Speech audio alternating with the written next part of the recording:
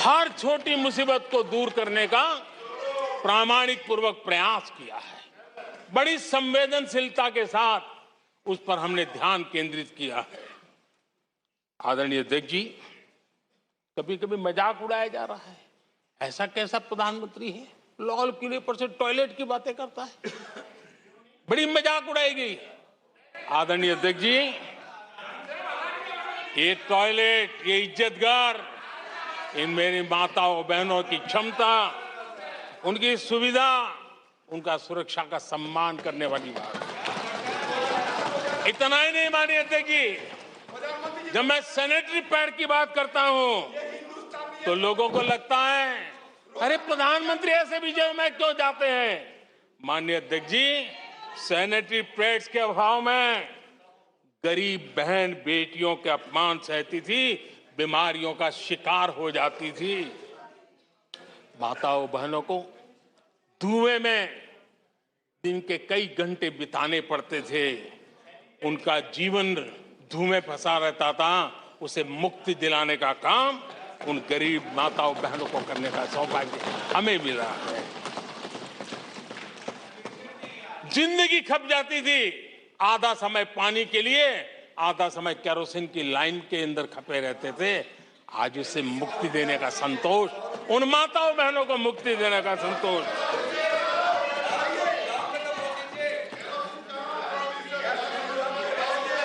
माननीय अध्यक्ष जी, जो पहले चलता था अगर वैसा ही हम चलने देते, शायद कोई हमें सवाल भी नहीं पूछता कि मोदी जी ये क्यों नहीं किया, वो क्यों नहीं किया, क्योंकि देश को आपने ऐसी स्थिति में ला दिया था कि इससे बाहर निकल ही नहीं सकता था।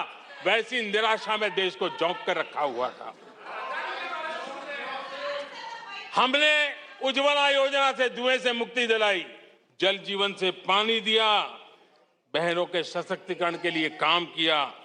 9 करोड़ बहनों को सेल्फ हेल्प ग्रुप, स्वयं सहायता समूह से जोड़ना, माइनिंग से लेकर के डिफेंस तक, आज माताओं बहनों को, बेटियों को अवसर खोल दिए हैं। ये खोलने का काम हमारी सरकार ने किया है। आदरणीय अध्यक्ष जी, इस बात को हम याद करें, वोट बैंक की राजनीति ने देश के सामर्थ्य को कभी कभी बहुत बड़ा गहरा धक्का पहुंचाया है, और उसी का परिणाम है कि देश में जो होना चाहिए, जो समय पे होना चाहिए था, उसमें काफी देर हो गई। आप देखिए, मध्यम वर्ग, लंबे समय तक मध्यम वर्ग को पूरी तरह नकार दिया गया, उसकी तरफ देखा तक नहीं गया। एक प्रकार से वो मान के चला कि हमारा कोई नहीं, अपने ही बलबूते पर जो हो सकता है करते चलो। वो अपनी पूरी शक्ति बेचारा खपा देता था।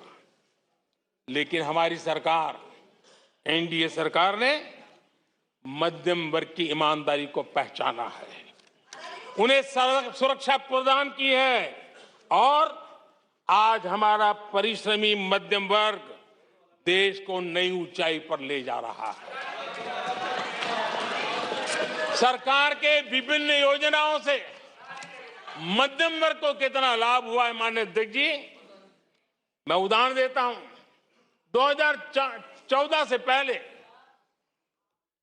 जीबी डेटा, क्योंकि आज युग बदल चुका है, ऑनलाइन दुनिया चल रही है, हर एक के हाथ में मोबाइल पड़ा हुआ है, कुछ लोगों के जेब फटे हुए हो तो भी मोबाइल तो होता ही है। आदरणीय अध्यक्ष जी, 2014 के पहले जीबी डेटा की कीमत 250 रुपया थी, आज सिर्फ 10 रुपया, आज सिर्फ 10 रुपया। आदरणीय अध्यक्ष जी, एवरेज हमारे देश में एक नागरिक एवरेज 20 जीबी का उपयोग करता है। अगर उस हिसाब को मैं लगाऊं तो एवरेज एक व्यक्ति का 5,000 रुपया बचता है। आदरणीय अध्यक्ष जी, 5,000 रुपया बचता है। आदरणीय अध्यक्ष जी, जन औषधि स्टोर आज पूरे देश में आकर्षण का कारण बने हैं, क्योंकि मध्यम वर्ग का परिवार, उसको अगर परिवार में सीनियर सिटीजन है, डायबिटीज जैसी बीमारी है, तो 1000, 2000, 2500, 3000 की दवाई हर महीना लेनी पड़ती है। जन औषधि केंद्र में जो दवाई बाजार में 100 रुपए में मिलती है, जन औषधि में 10 रुपए 20 रुपए में मिलती है। आज 20,000 करोड़ रुपया मध्यम वर्ग का जन औषधि के कारण बचा है। माननीय अध्यक्ष जी, हर मध्यम वर्गीय परिवार की एक सपना रहता है खुद का घर बने, और अर्बन इलाके में होम लोन के लिए बड़ी व्यवस्था करने का काम हमने किया। और रेरा का कानून बनाने के कारण जो कभी इस प्रकार के तत्व मध्यम वर्ग की मेहनत की कमाई को सालों तक डुबो कर रख देते थे, उसमें से मुक्ति दिला करके उसको एक नया विश्वास देने का काम हमने किया, और उसके कारण खुद का घर बनाने की उसकी सहूलियत बढ़ गई है। आदरणीय अध्यक्ष जी, हर मध्यम वर्गीय परिवार को अपने बच्चों के भविष्य के लिए, उसके उच्च शिक्षा के लिए उसके मन में एक रहता है, मंसूबा रहता है।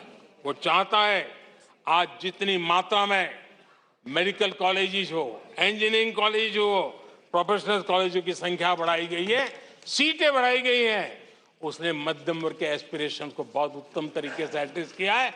उसको विश्वास होने लगा है कि उनके बच्चों का उज्जवल भविष्य निर्धारित है। आदरणीय अध्यक्ष जी, देश को आगे बढ़ाना है तो भारत को आधुनिकता की तरफ गए बिना कोई चारा नहीं है, और समय की मांग है कि अब समय नहीं गवा सकते, और इसलिए हमने इंफ्रास्ट्रक्चर की तरफ बहुत बड़ा ध्यान दिया है। और ये भी माने स्वीकार रखा, भारत की एक जमाने में पहचान थी गुलामी के कालखंड के पहले।